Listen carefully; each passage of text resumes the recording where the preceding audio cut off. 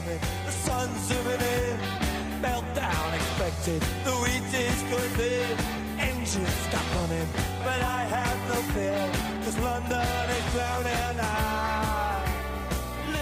Hello everybody and welcome to the By the Minute Arsenal podcast. I think the tone of this one is going to be a little more upbeat than it has been for the past few weeks, as we can celebrate not one but two Arsenal victories in a week. I'm sure it's happened before, I'm sure it's happened not that long ago, but it certainly seems a long time ago. I'm glad to say we have a full house, perhaps unsurprisingly for it. So I am Matt H. We also have Pete. Hello Pete.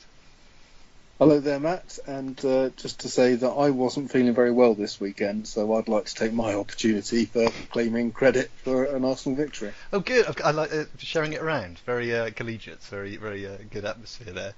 And also, of course, we have Matt V. Hello, Matt.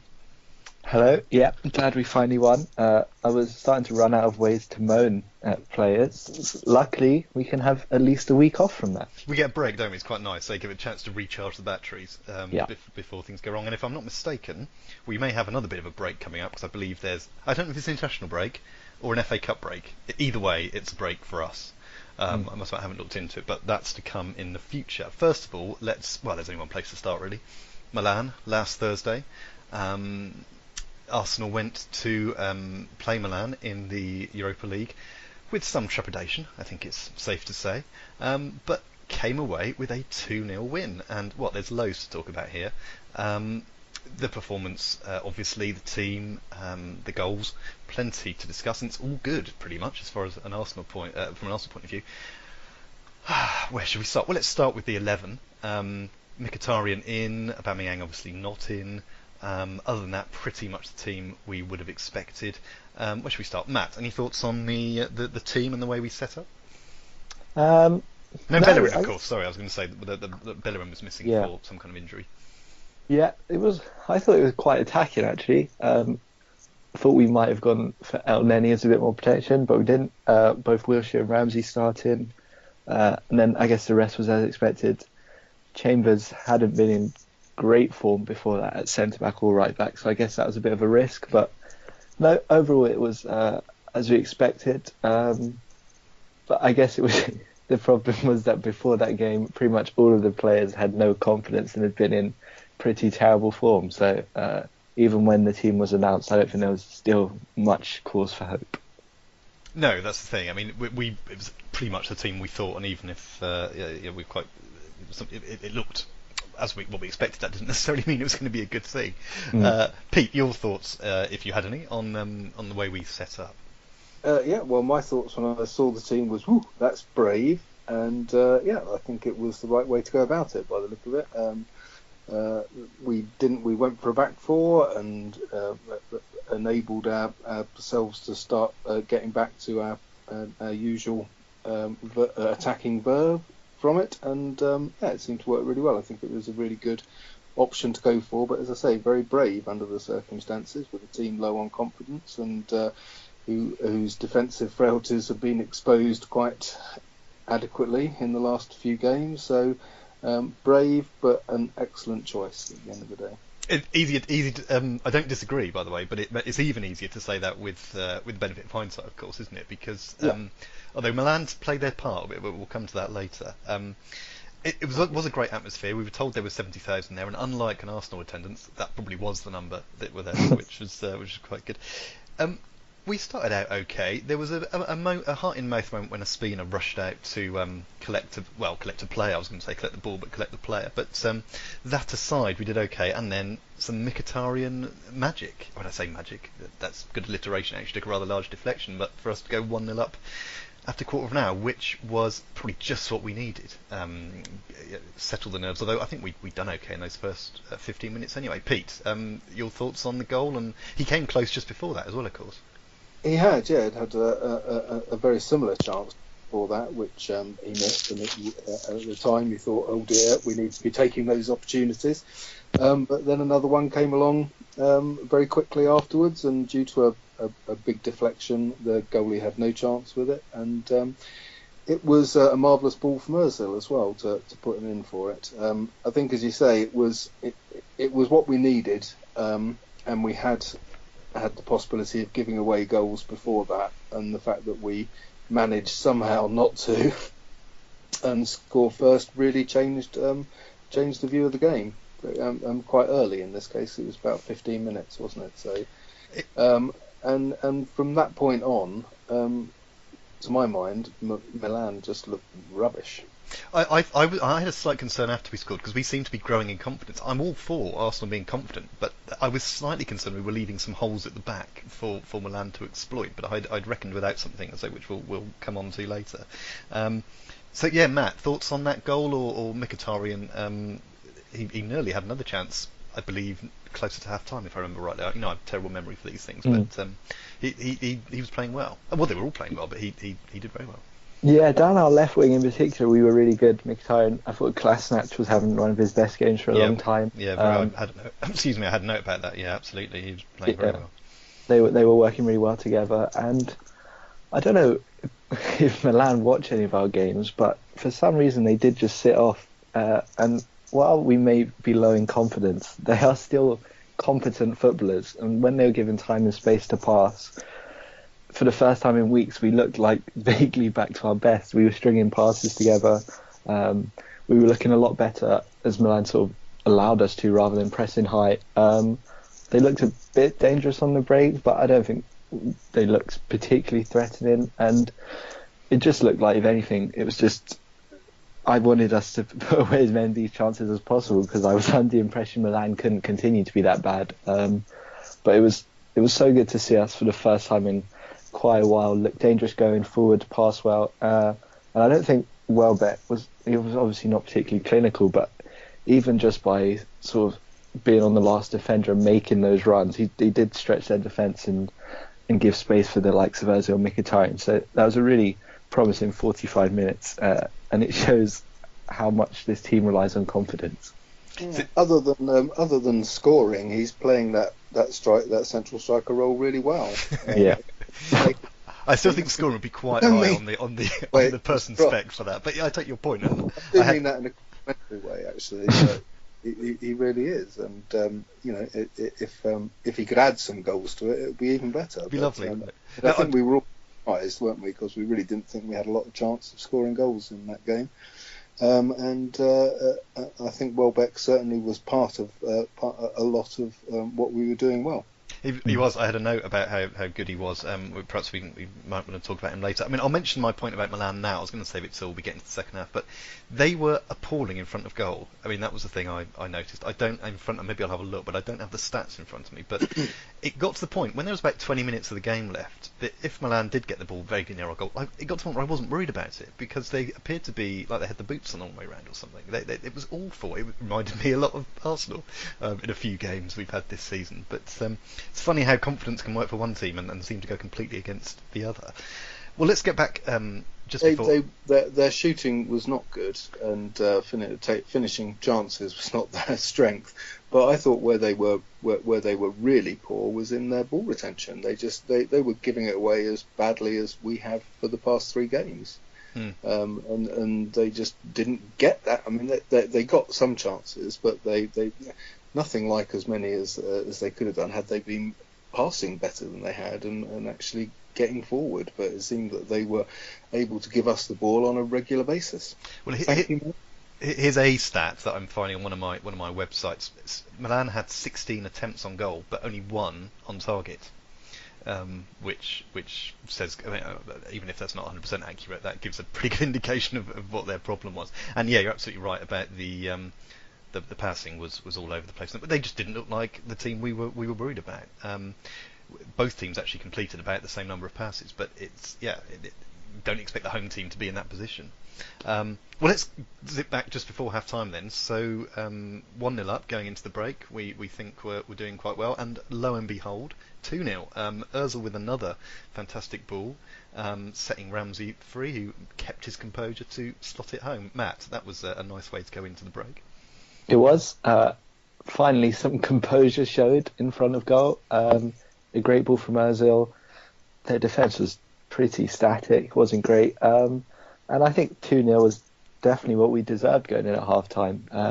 Don't think any of us could believe we were 2-0 up away to Milan, but we were so much better than them in the first half. We certainly deserved that, and that enabled us to just sit back a bit more in the second half and retain what we got. Yeah, there was a bit more pressure on us, wasn't there, in the second half? But the defending I thought was fine. I remember one Koscielny tackle in particular where he did very well, and it was very again confident, very firm, very strong tackles. It seemed to have confidence behind it, if that makes sense. Pete, anything else to say on that first half? Only that was my favourite goal of the game, obviously, because it was scored by Aaron Ramsey. So, very nice. That'll do. We'll take that. The second half, there wasn't massive amounts to discuss when we've mentioned Milan's general awfulness in front of goal and our competence in defence, which was there for once. Maybe it's worth looking at individual players. Welbeck we've mentioned. I thought he was certainly worth a mention and already has been. Matt, anyone else you want to pick out? It was a pretty good team performance, but if there's any individuals you were impressed with? No, I guess all round, I think when we lost our fullbacks, that was a bit of a cause for concern. But I thought Maitland-Niles, when he came on, was really composed and strong, and kept us pushing forwards. Thought Ramsey was by far and away our best midfielder. Looked so good. Wilshere probably didn't have his best game. Welbeck almost scored the most Welbeck goal of all time at the beginning of the second half, as he was booted into him, back against the keeper and then back against him. That would have been typical Welbeck, but didn't quite go in. And even Xhaka, to be fair to him, I thought had a decent game until he decided to shoot from about 55 yards out when we were just trying to keep the ball in the last couple of minutes. Yeah, even the manager was up off his seat for that. Not for good reasons, wasn't he, for that one? Yeah. No, we were just keeping the ball. It was all looking great, and he thought he'd have a pop. But no, I thought on the whole he kept the ball really well. So I think all round, really, the players did really well, and it was good to see them at last put in a performance that we know they're capable of. Yeah, absolutely. Excellent. So summing up, Pete, we'll get your thoughts on that, on any individuals. I think we've covered a lot of them there, but if there was anything else you wanted to bring up on this one. No, you beat me to it there with the Xhaka comment about, because I was thinking that Matt wouldn't have been spending much of that game shouting at him, other than that moment where he decided to take a pot shot instead of going for the corner flag like any sensible person would do. But there you go. I think just quickly mention again what you've already done, that Kolasinac was great until he went off, and he really was to some extent the star of that first half, I think, and Maitland-Niles did a decent enough job filling in for him, but I think we dropped off a bit once he went off, and and that's partly because we were playing a different game by then anyway. But I thought he was to some extent my man of the match. Yeah, it's a good call. I think you could make that. I think that's a great thing. You could make a case for it for a number of players. Ozil with his assists and Ramsey, Mkhitaryan for their finishes. Even if Mkhitaryan got a little bit of help, he was still in the right place to have the go. And our defence that was very solid. I'd say we talk enough when the opposition are good, and we say the opposition were good, like Man City, for example, but we weren't so good. I think it's worth noting here that Milan really weren't that much for some reason, whatever the reasons were on Thursday. But partly that was because we made it difficult for them, and I think we'd have done well against almost any team playing as well as we did. Again, the frustration comes in. Why can't we do that every week? But I think one of you alluded to this last week, potentially, that this idea of the Europa League is there's something else happening there, in that the players, the club, the manager realise that's the chance of glory, as it were, and they took it, or that which is fine in the sense that you get a good performance like you did on Thursday. It would be a shame if the league performances dropped off in comparison, but the proof of that pudding will be in the eating. We'll see how that goes over the next few weeks. We won't preview the second leg now. We'll do that in a second when we've covered the Watford game, but it's going to be an interesting one, I think, and we'll come to that later. First of all, then, so after that excellent performance, putting us in a very strong position to make it through to the next round, we had a couple of days off, and so we then played Watford at home, 1:30 yesterday at lunchtime, and another early goal, leading to a less exciting, should we say, but a fairly comprehensive, as it turned out, 3-0 win. Lost to talk about here, even though the game in itself wasn't particularly exciting, mainly involving Troy Deeney and Petr Cech and others. Where should we start with this? Matt, let's start with you with this one. Anything of note in the team news? Maitland-Niles starting, Holding starting, a few changes made. Yep, a few changes made. Ramsey and Koscielny rested. I think that's probably right. Ramsey, it was so good against Milan. I don't think there's any need to take risks. Just keep him for that. And Koscielny and his dodgy Achilles probably doesn't need to be playing every few days either. So, no, those were good decisions. Shame about Chambers, but I think it was good to get to see Maitland-Niles in sort of this vaguely more of a natural position on the right hand side. Still probably not where he wants to play, but no, all around to be expected. And I went in with high hopes that Cech would finally get his 200th clean sheet. Well, it ended up being a bit of a drama, didn't it, in the end? About that. It's funny, as I was watching just the last few minutes, we'll come back to this later on, but and this is so obvious, I don't know why it didn't sort of hit me before, but you think normally if you go into a game towards the end of a game 2-3-0 up, with 10 minutes to go, you know you're probably going to win unless things go horrendously wrong. But of course the clean sheet thing can go even in the last second of injury time. And that was only sort of hitting me yesterday. I mean, it's like, I'm sure he's very pleased, but whether he got to 200 or not today or yesterday or another day, it wouldn't make him any worse a keeper. He still had a great career.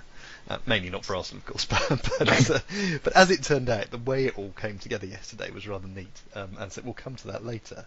First of all, I wanted to go to Pete, and the exciting team news we nearly had about this game, which was Mustafi being sent off before it even started, which got us all worried just for a second. Yes, of course, the Arsenal app decided to send out a notification saying that it had been sent off on 0 minutes, about half an hour before kick-off. So we all started worrying that he'd been sent off in the warm-up or something, I don't know, clouted an official or something, or gone in two-footed on the linesman or something. But no, they did manage to clarify shortly before kick-off that he hadn't actually been sent off at all. But that would have made for a very different game, I think. Well, it would, and it would have made things another beautiful segue here, it would have made things very different when he scored after 8 minutes. Now, Mustafi, we know, is a bit of a player who doesn't always fill you with confidence in terms of his defending, but he seems to have this nice occasional knack of getting on the end of our set pieces to put it in. Pete, were you first? I'm not sure. Were you at the game? I wasn't. Oh, you weren't. Okay. I should have gone, but I really wasn't feeling very well, and just couldn't. Yes, you mentioned your unwellness getting us the result. Well, it's just that that's the end I know you would have been at, that the goal went in. But anyway, do you want to tell us what you thought about that goal or anything else in the first half? I was just very pleased to see it so early after. Of course, it drew memories of the Tottenham game, where he pretty much scored exactly the same goal, which was nice to see. And it's always nice to be reminded of that game against Tottenham rather than the one away from home. But it was, as ever, wonderful delivery from Ozil. And not great Watford defending, was it? But it looked a bit like Arsenal. Basically, it was a great ball in, and they probably didn't have much chance of dealing with it, whatever. But it was very nice to see that they totally ignored Mustafi and just let him nod it quite happily into the far corner. We've talked about early goals for and against Arsenal this season, and it's nice to have a couple of games where we were the team doing the damage early on. Matt, any thoughts on that or anything else in the first half? There wasn't much else happening in the first half. Watford didn't start very well, but they did get into it a bit, sort of just before half time. Yeah, no, it was a good goal, good ball in and good finish. Aubameyang could have scored, I think it was before that, when Ozil played him in, and he ran in behind it. It was saved pretty well.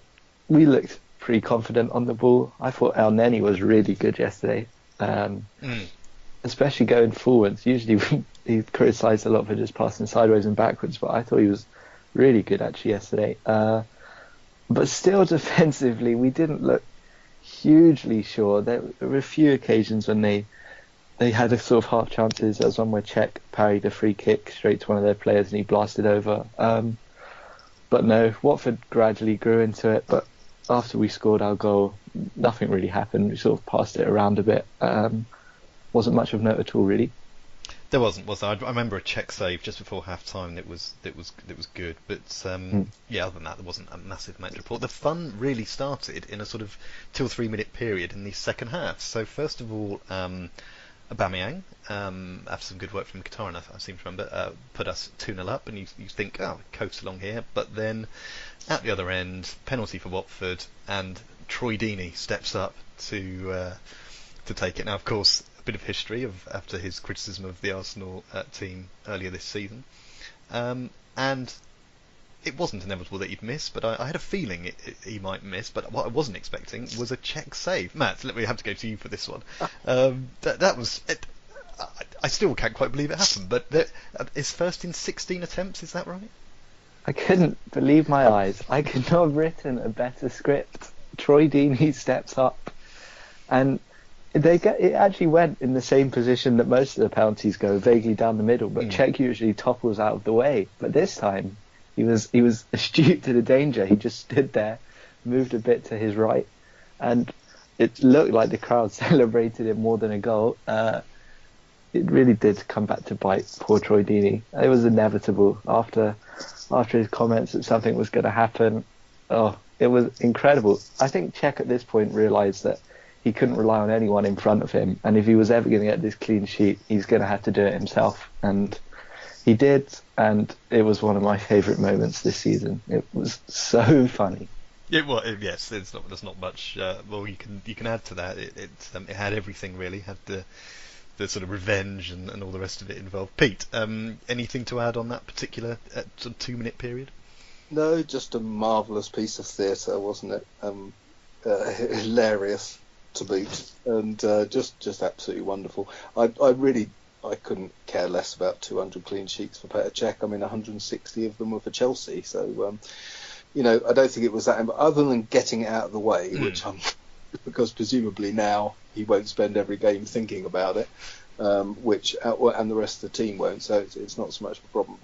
But as you say, just for that to be the way it should happen was just absolutely marvellous. And I really don't. The one thing I would have very much enjoyed being there for would have been just to hear the abuse the crowd gave Troy Deeney up. It's interesting. That would have been very interesting. But also the more and more now we get these landmarks. So if I remember rightly, Mustafi's goal was the 1000th home Arsenal goal in the Premier League period, if I remember rightly. Interesting, but it's almost like the commentators now, and they've always been a bit like this, of course, but they're waiting to throw those stats in. I like a stat, always have done, but 1,000 goals at home in the league, in the Premier League era, it's there's all these qualifiers now for this kind of stuff. So 200 clean sheets. As I say, I don't think it changes the fact people know that Petr Cech's had an excellent career, but if it gets it off his back, then absolutely let's all be in favour of that. After that, game really died off. It had been quite quiet anyway. We did get a third with another goal from Mkhitaryan. And of course, there was a few nervous moments, I think, towards the very end relating to that clean sheet. But other than that, sort of job relatively comfortably done, particularly when it's one of these early kickoffs, which I think we can occasionally be a bit slow to get started with. Matt, anything else you'd like to mention about this particular match? No, just for the second goal, I was screaming at Iwobi to get out of the way. When Aubameyang went round the keeper, Iwobi looked at the ball like he was going to go for it, and thankfully backed off. And I'm also not a fan of Aubameyang's celebration. I think with our injury history, we need to get rid of that front flip. I don't think that can work for much longer. But yes. No, it was good to have another comfortable win. I don't think we can be too greedy anymore with wins. They're very nice when they come around these days. No, let's take it. No, interesting, on the Arsenal website, the picture they've got around this match is Aubameyang upside down, mid-flip. So, yeah, and you make a very good point about our injury record, and nice we can avoid a particularly daft injury, as that would be. I didn't have anything else to add, I don't think, other than being a sort of standard home win. Pete, anything you wanted to chuck in? It was quite nice that Mickey and Oba exchanged goals and assists. That was about it, really. It's quite nice to see that.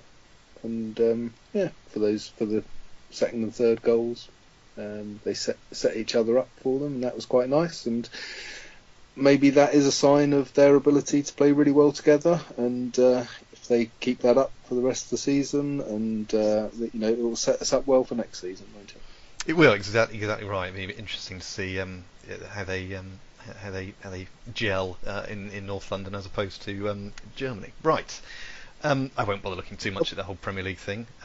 We are still 12 points off of 4th place. We are still 5 points ahead of Burnley. 6th place we appear to have pretty much sewn up.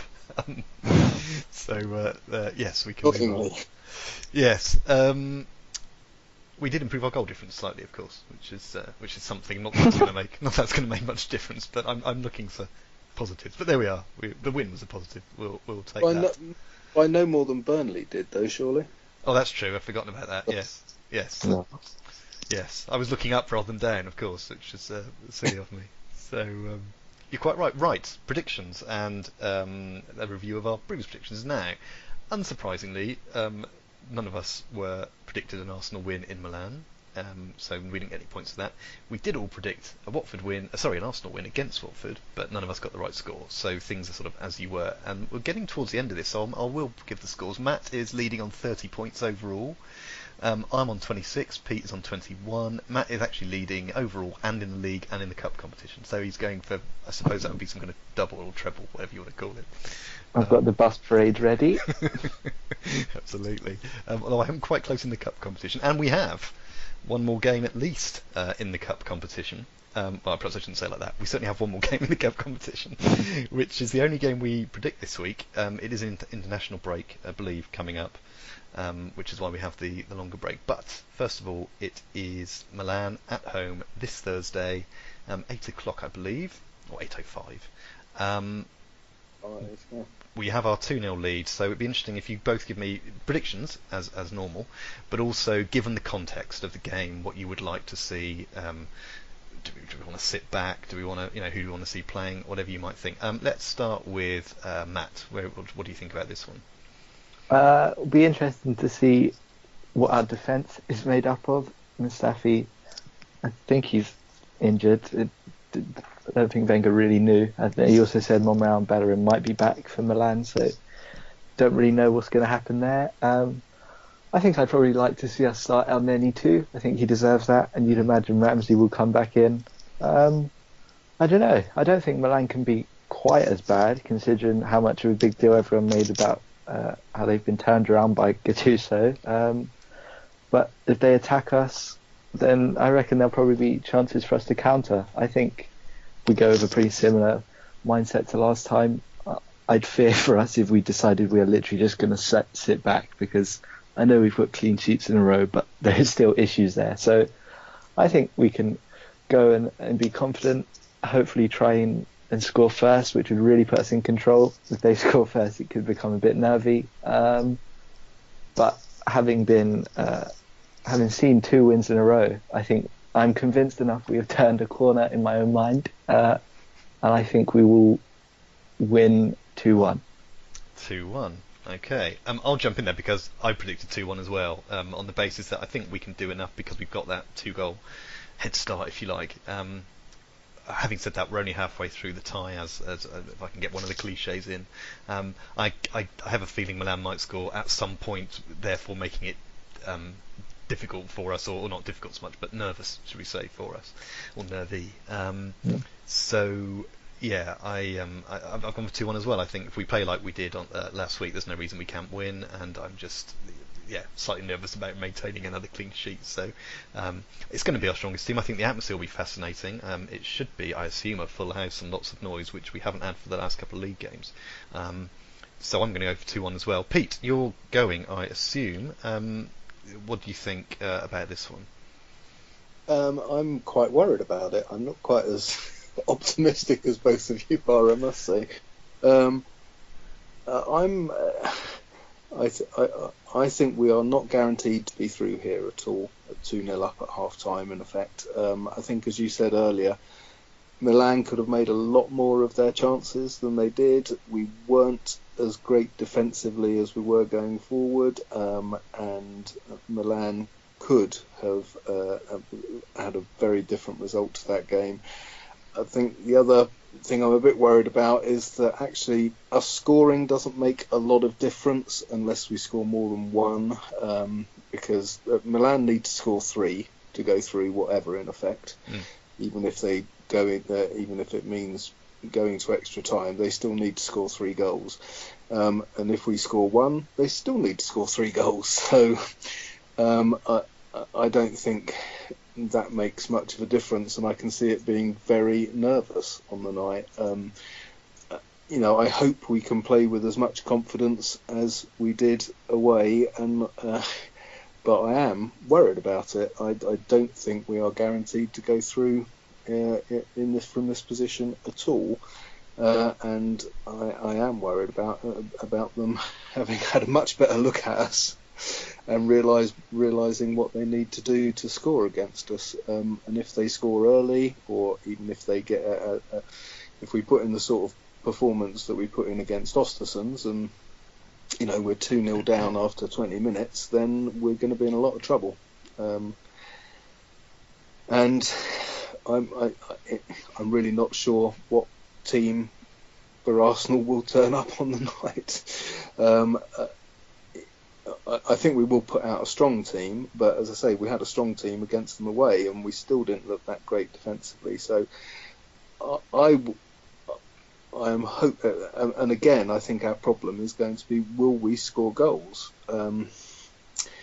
We have Welbeck up front, and although he played really well in the other game, he didn't score, and so we're relying on other players to get those goals to get us through.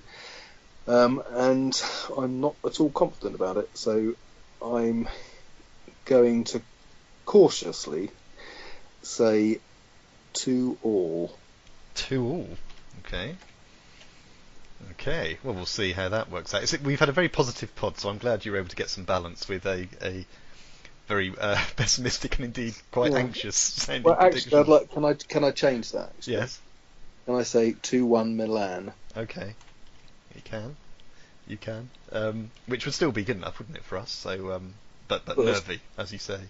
I'm expecting a very nervous night. I don't think it's going to be comfortable at all. Well, hopefully your fingernails will still be in the relevant pieces by the end of play, and hopefully we'll struggle through. I think we can. It will all depend, though, as you say, on which Arsenal turns up and making a good start and not conceding an early goal, which is so key. But we still don't seem to necessarily have learned from that. Right. Well, we'll be back then next week just to have a look at that, and then that'll be it really, because then I think we haven't got any games until we play Stoke in the very first day of April, I believe. But we will come back next Monday to review Milan and possibly look at the draw if we've been successful. I don't want to say too much, don't want to jinx anything. But until then, I will say thank you both very much for joining me. So, Pete, thank you very much. Thank you very much. It's been a pleasure. Excellent, always is. And Matt, thanks to you too. Thank you. I hope we do get through. Otherwise, our season's pretty much done, and it's going to be a difficult last month and a half. This is true, of course. This is underlying all of this, isn't it? That this is the lot now. All the eggs are very much in this basket. Man United last year showed us that it can be done, but I'm obviously not a United fan, but I imagine every time they were playing there was the nerves that, if this goes wrong, this is it. So that would be disappointing. It would be nice to get into April at least with something else to play for. Right, well, thank you both very much. Thank you everyone for listening, and we'll speak to you next week. Take care, bye-bye.